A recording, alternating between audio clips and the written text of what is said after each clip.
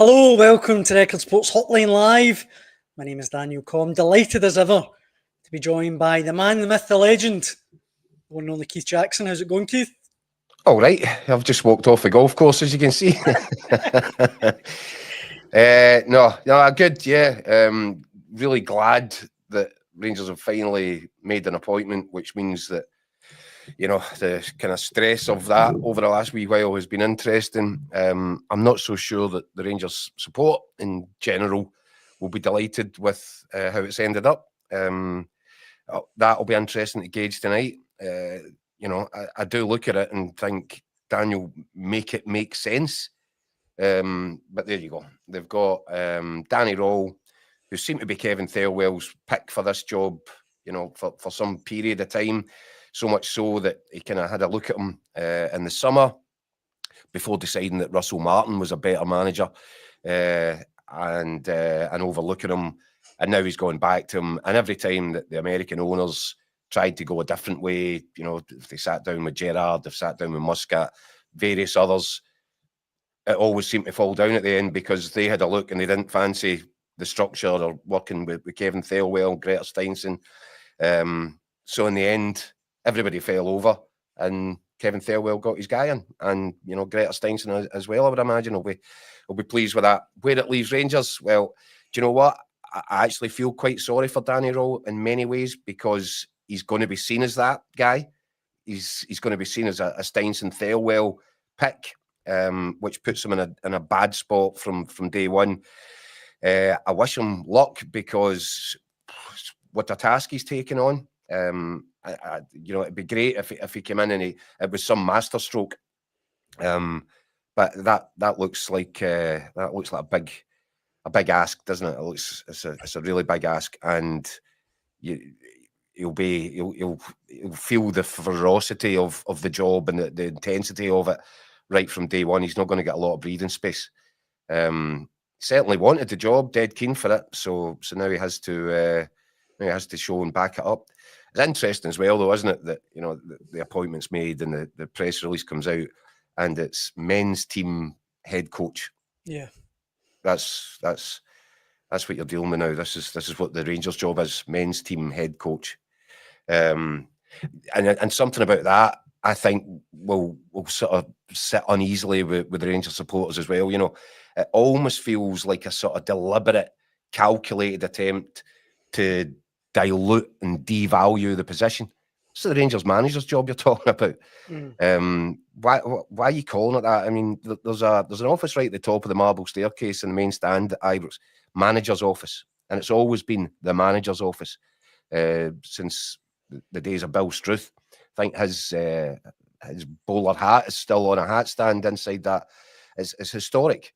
And yet now, I hear it's getting used on match days. It's where Andrew Kavanagh and Parag Marath go to have a quiet drink away from everybody. I don't know. That the whole thing about Rangers is, that there is that history there. There's that status. There's a gravitas to the whole thing. And I think had Rangers got Steven Gerrard, Kevin Muscat, somebody of that ilk, that would have given a bit of heavyweight feel to the appointment. This feels like a lightweight appointment. It feels like one for the hipsters. But I wish him well because he's obviously bold enough to throw himself into this one, and let's see how he gets on. It's just funny that all the things that the other candidates looked at and didn't like, he seems perfectly happy with. So that'll be interesting as well. We've got plenty of comments coming in already, Keith, and if you want to have your say on Rangers' new manager, Danny Rohl, please get in touch, get involved in the conversation. We'll also hear from Record Sports' Andy Newport a little bit later on his thoughts on Danny Rohl. And also, Keith, we'll talk a little bit about Celtic and their, woeful showing at Dens Park yesterday. It's incredible. It really is incredible that these two clubs, as high and mighty as they are, as powerful as they are, that they've got themselves into a state like this just now. I know. The Rangers one as well. Well, obviously, comments will be pouring in as usual. I'd like to know: can anybody out there make it make sense? Can anybody out there Because I'm just looking at purely from a Rangers perspective, from the supporters' point of view. I think they'll be looking for reasons to get excited, and rightly so. So they should be looking for a reason to go, do you know what, I can buy into this and get behind the guy, and hopefully everything starts to pick up. And that's exactly as it should be. But when you kind of take a step back from it, and what sort of parallel universe are we now living that a guy that his only managerial achievement today is a 12th place finish in the English Championship gets considered, gets even quoted in the conversation to become the Rangers manager or men's team's head coach? I think it's extraordinary. I mean, it just that if you tried to pull a stunt like this 3-4 years ago, even, I don't know, 6 months ago, you'd get chased out of town for it. And yet here we are. And bear in mind, I keep coming back to it, this was a guy that was deemed to not be as qualified for the position as Russell Martin was in the summer by the geniuses who made that appointment. So yeah, if it doesn't work, it's going to get really toxic really quickly, I think.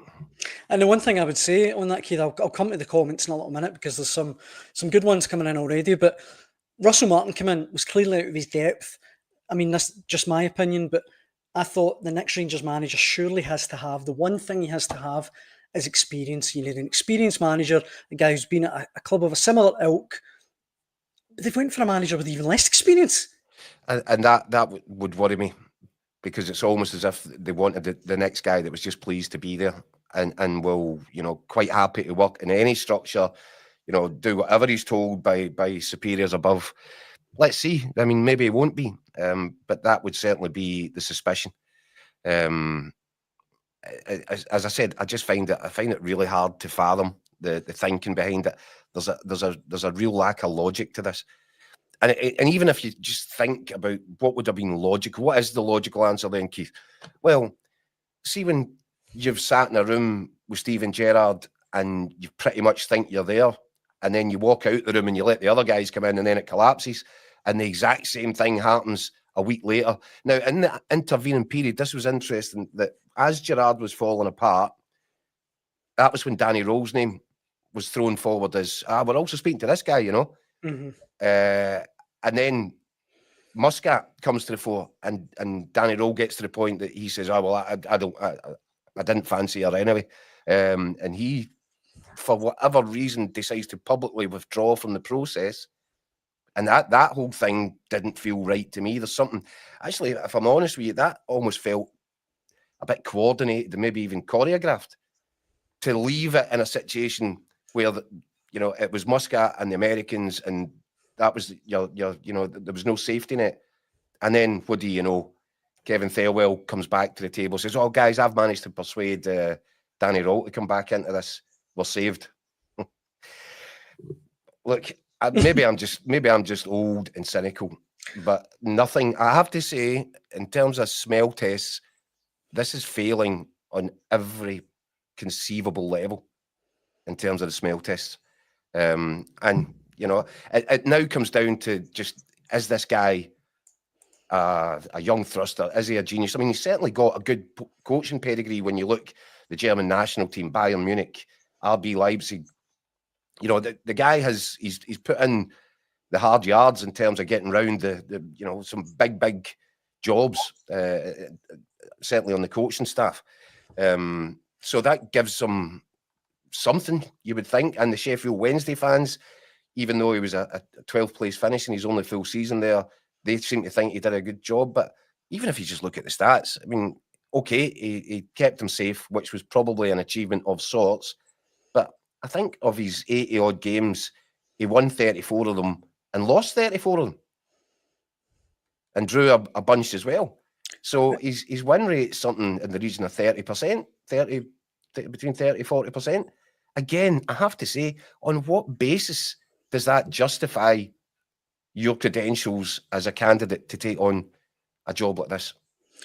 And again, I know this is a wee bit of a cheap dig, but he lost 4-0 to Russell Martin, Southampton as well, which, isn't the best result. And if I'm not very much mistaken, in his after-match press conference, he says, "Yeah, I'm just not at that level," or "My side's just not at Russell Martin's level," whatever it was. But yeah.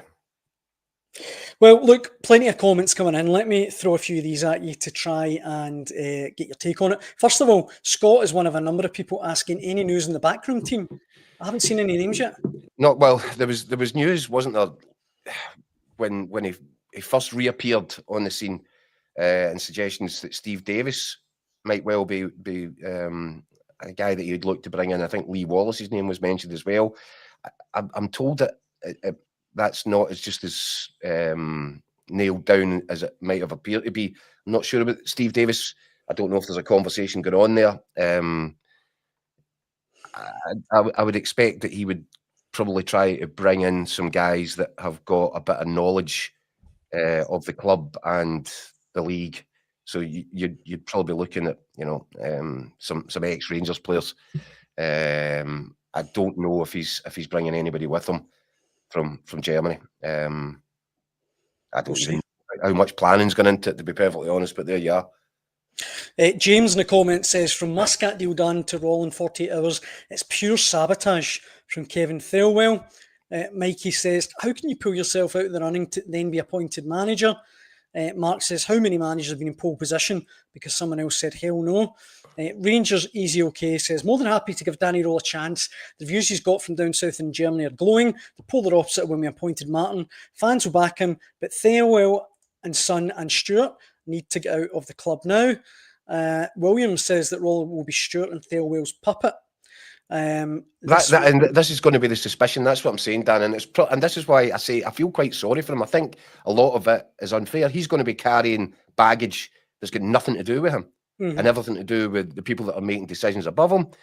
And that's a regrettable position to start off. But if listen, what if he is a really talented guy? What if he gets a tune out of players that Russell Martin couldn't get? What if he starts getting results? What if he knocks Celtic out the semi-final at Hampden starting next month?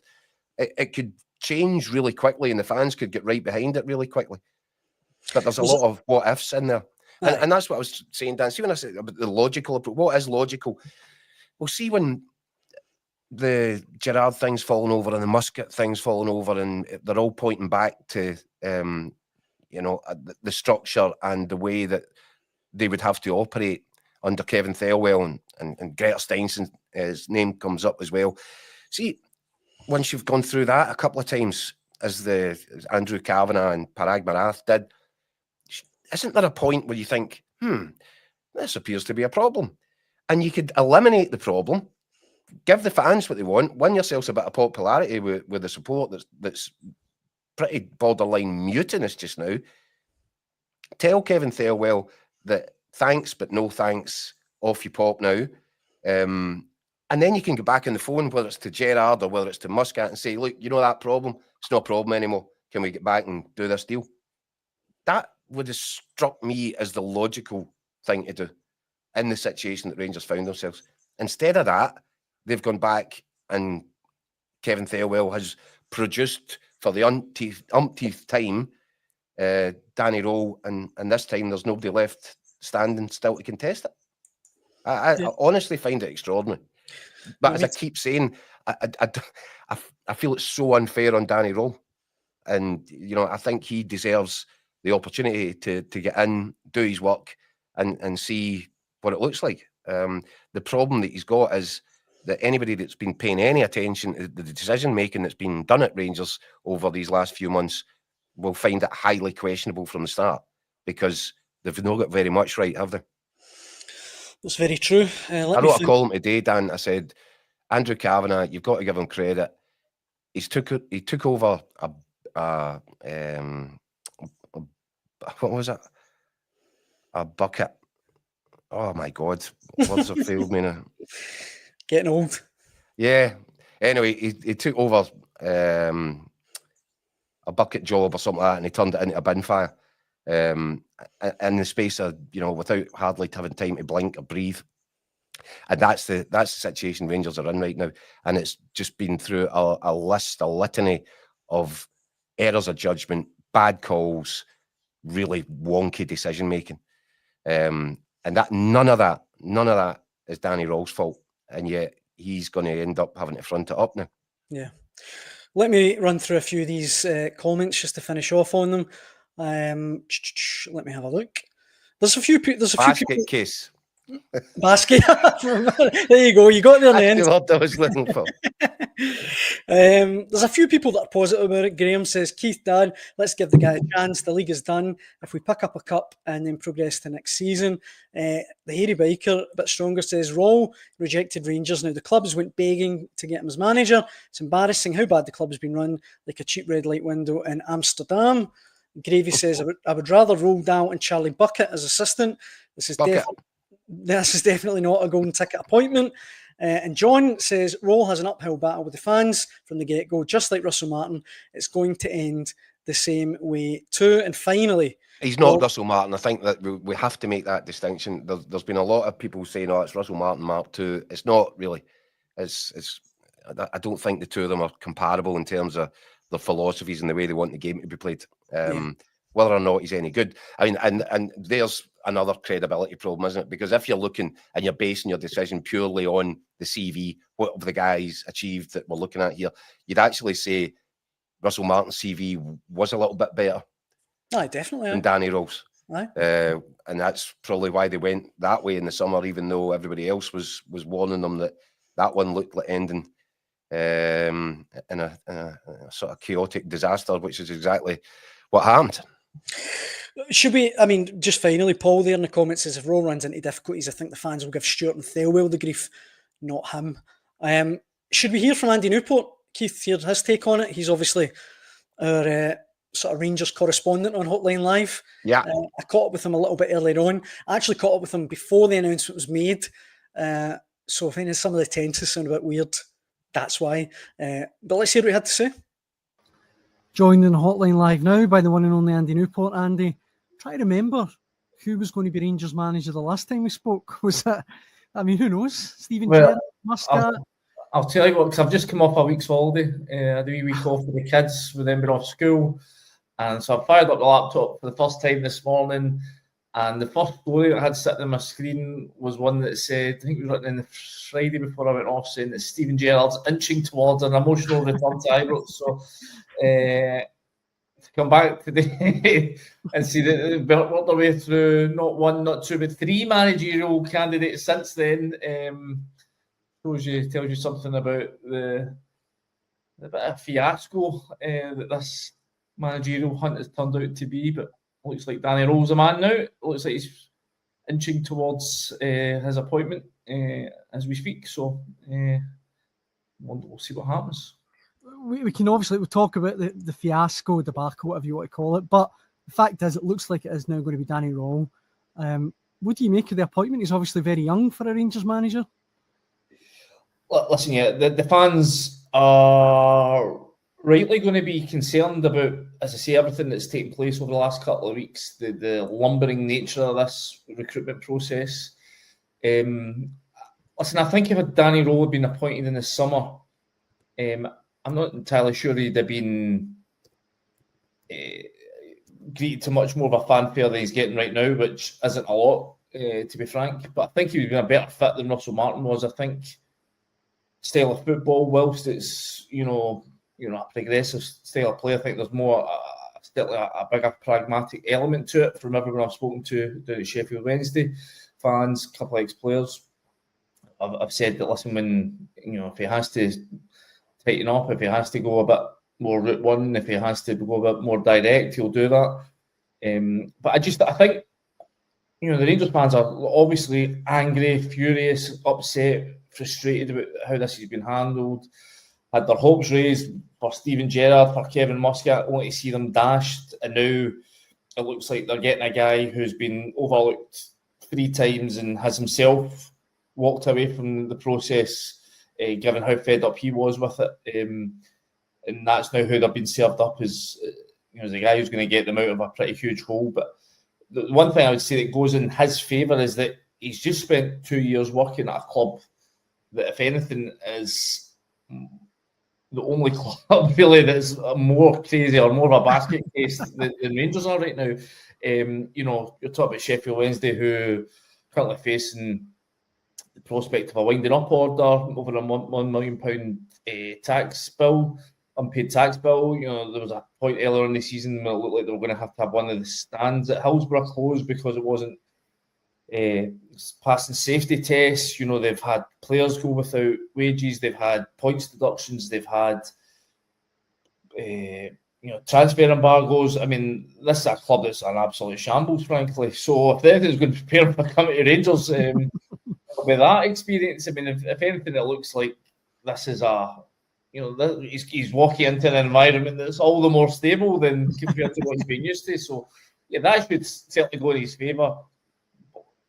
As we know, he'll be judged on whether he can win games. I mean, you are right. I mean, he has, in terms of his, not as much his managerial pedigree, but his coaching pedigree. You know, he's been a number 2 to Hansi Flick with the German national team at Bayern Munich. He has worked with some pretty, stellar names and when he was back home in Germany. Obviously, I think he was number 2 with Ralph Hasenhüttl at Southampton as well. So he's got Premier League experience, working in that kind of environment. So he knows what an elite level operation looks like, and he also knows what a pretty, a mess looks like, frankly. And everyone I've spoken to says, when he went into Sheffield Wednesday, it was the worst ever start in Championship history, without a win in 10 games, 7 points adrift of safety. As I say, we're only allowed to sign loan players, but with that, pretty much the same group of players managed to get them safe, and then took that squad the next year and took them up to 12th in the league. So that's nothing. Yeah, it's a scant CV. It's in terms of him being an outright manager, frontline manager. But there's certainly signs there to say that he's got something about him.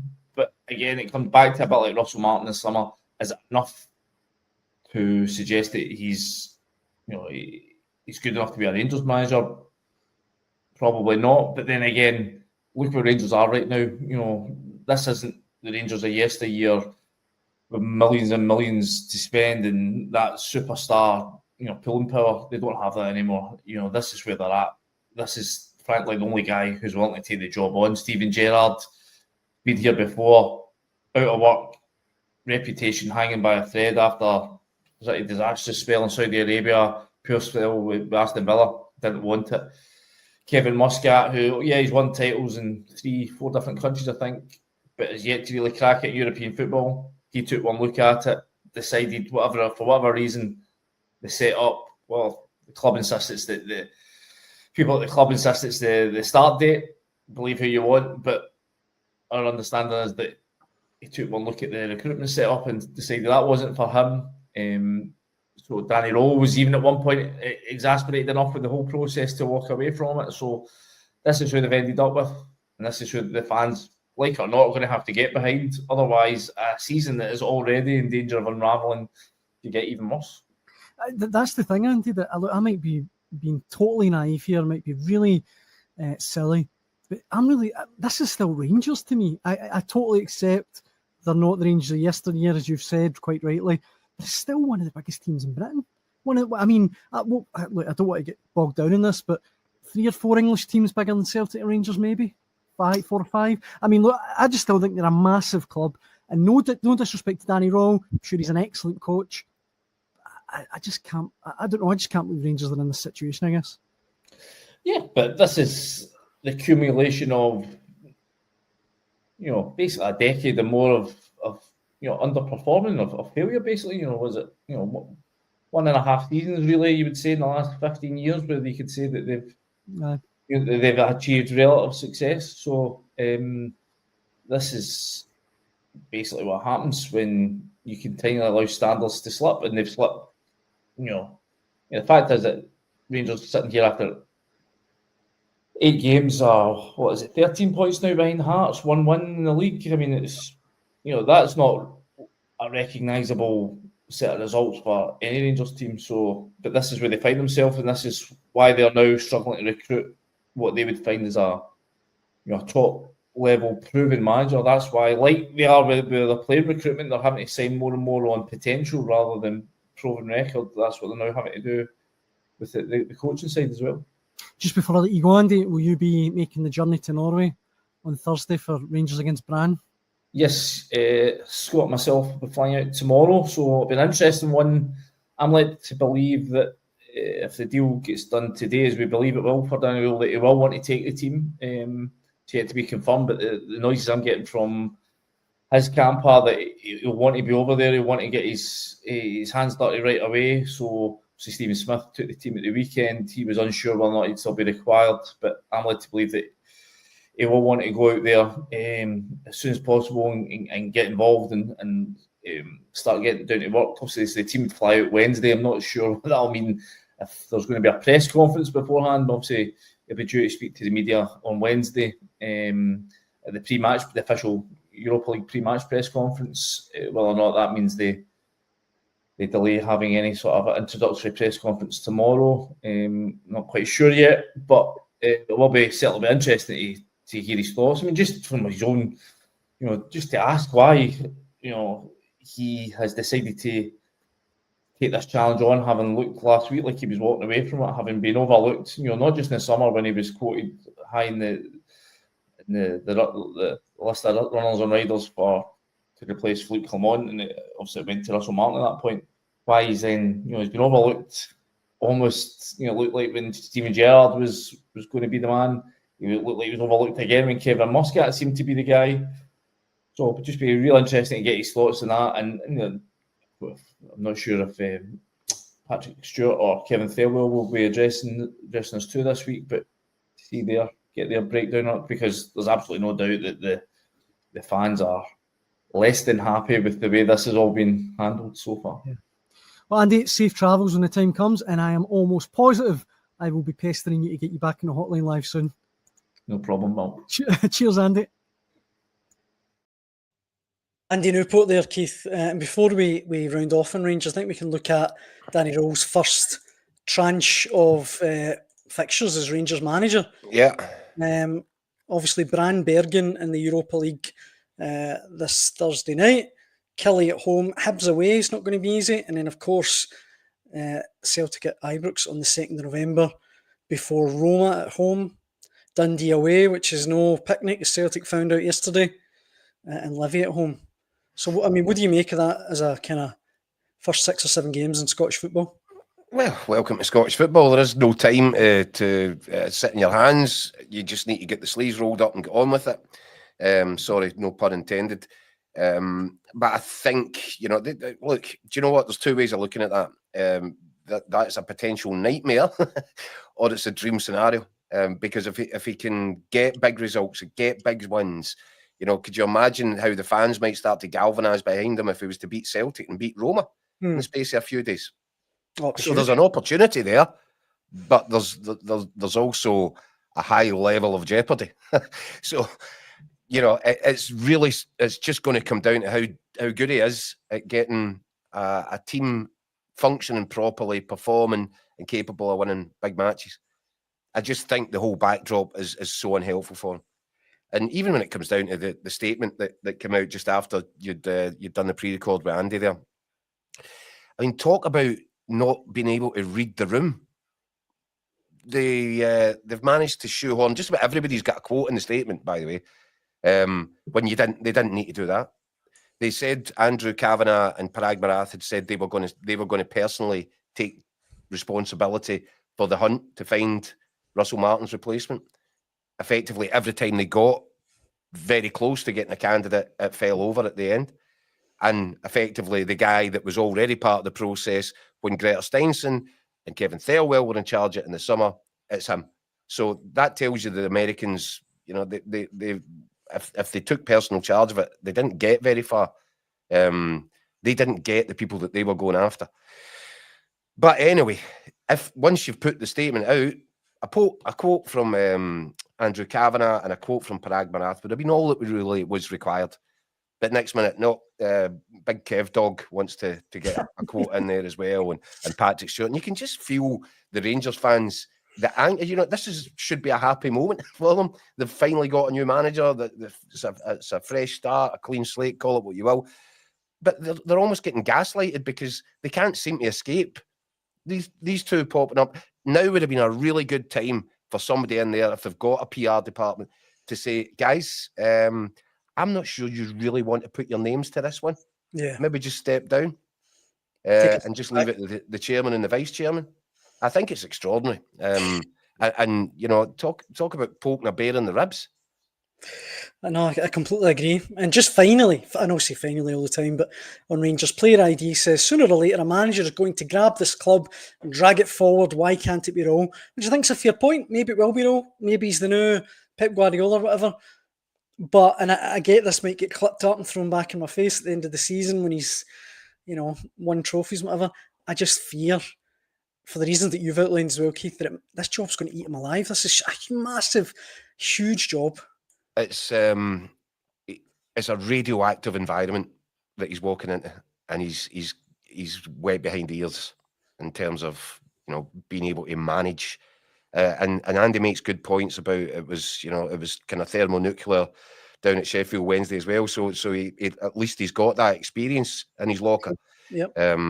But it feels like a monumental ask, and I keep coming back to, I don't like the fact that he's men's team head coach. It's just it's almost belittling the job, and that's an odd starting point, is it not?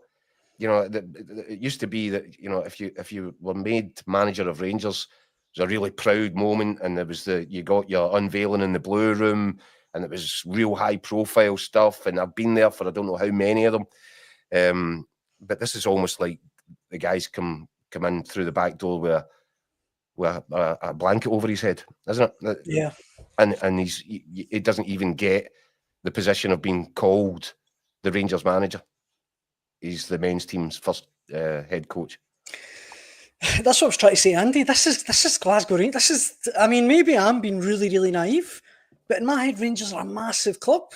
People would fall over themselves to get the Rangers job. I don't know. I don't recognise this incarnation of Rangers, I guess is what I'm trying to say, but there you go.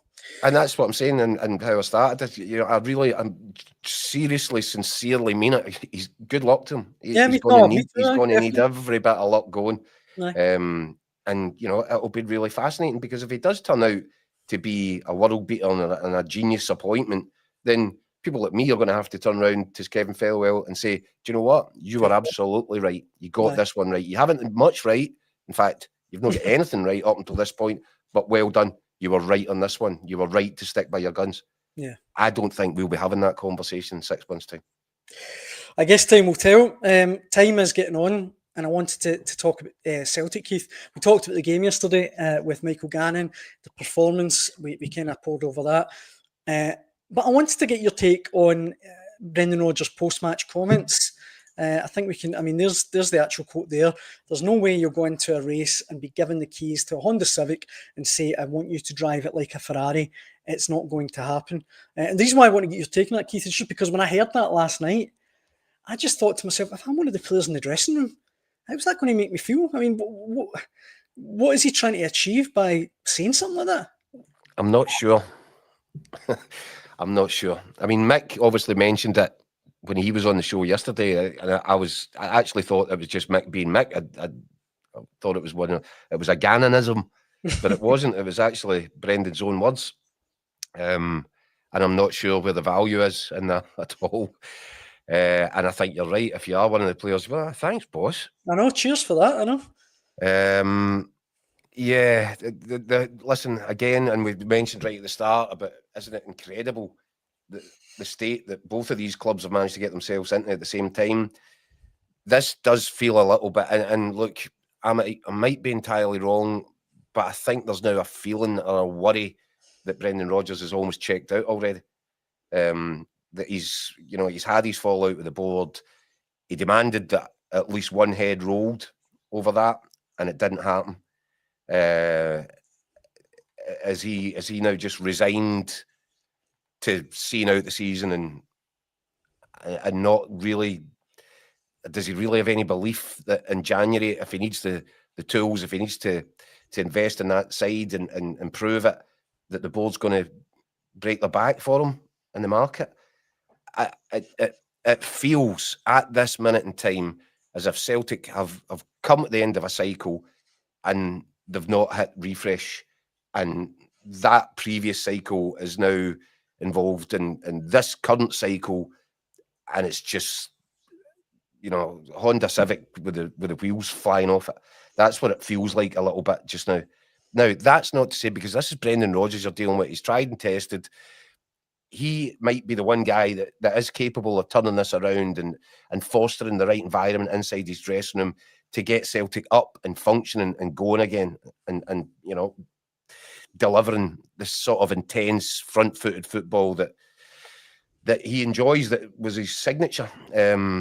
It's not gone beyond the recoverable position yet. You know, it's still mendable for Brendan Rodgers, but it does feel each passing week as if something else comes up that makes it even just that little bit more difficult than it already was. Whether it's, you know, the stuff about Maida doesn't want to be there anymore.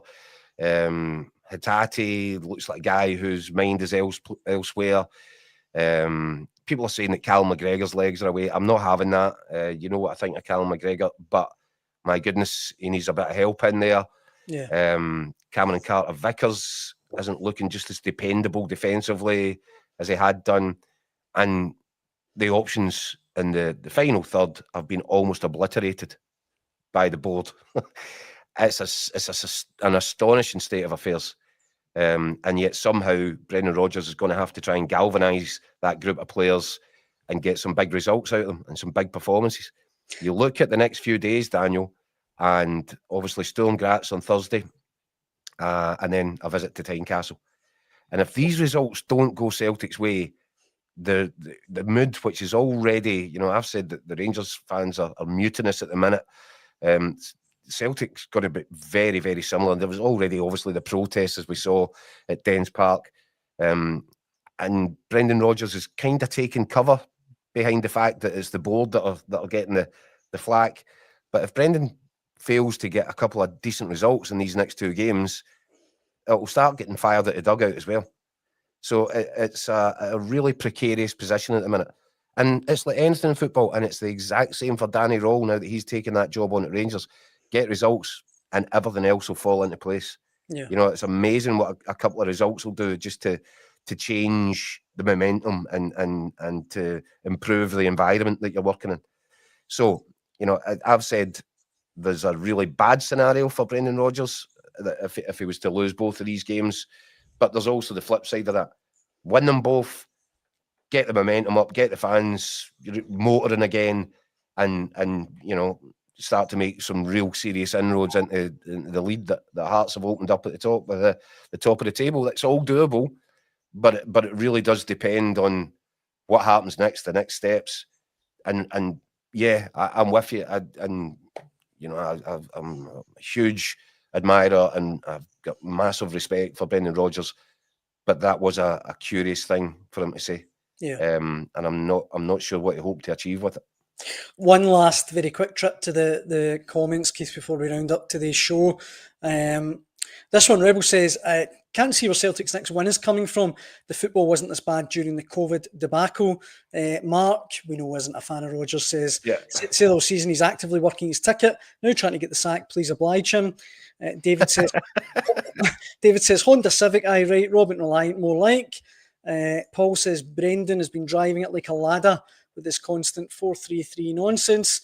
Green Machine says Brendan's tactics and team selections are part of the troubles. And Chris Fraser finished off by saying, I think Celtic will beat Hearts. I mean, as we sit here now, Keith, do you make Hearts? I would personally think Hearts are favourites for that game.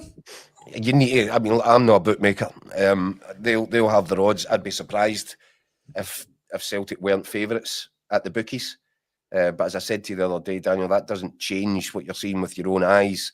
Yeah. And I think Hearts go into that game, you know, looking really strong. At home, flying, momentum at the back, a really good group of players and a really astute manager. That's a tricky old afternoon for Celtic. And I can't wait for it. It's going to be a belter. Well, I mean, it's whatever happens now. So you've got a new guy in at Rangers with big question marks over him before he starts. It's going to be fascinating to see what his vision for Rangers looks like, if he can get it implemented in the middle of such a congested period. It's so many things that are going to be fascinating to watch on that side of the city. And then you've got this ongoing issue at Celtic, or variety of issues at Celtic. and how does the club sort of untangle itself from that at a critical point in the campaign? And then you just factor in this absolute sort of juggernaut that's going on the other side of the M8 at Tynecastle. And how long can they keep that going? How long can they keep this run going? Can they beat Celtic? Can they make the gap even bigger than it already is? And how does anybody respond to that if they do it? It's honestly, it is popcorn time, isn't it, for Scottish football? It's absolute box office. Box office is right, and we'll be with you every step of the way. But for tonight, I think that brings to the end of Record Sports Hotline Live. Keith, it's always a pleasure. I think you're right saying box office. I can't wait for this come week. It's going to be really good. Yeah, massive games. Thank you very much for all the comments coming in. As ever, they've been absolutely brilliant. Much appreciated. We'll be back to do it all again at 6 p.m. tomorrow. So we hope you can join us then. Thanks for watching.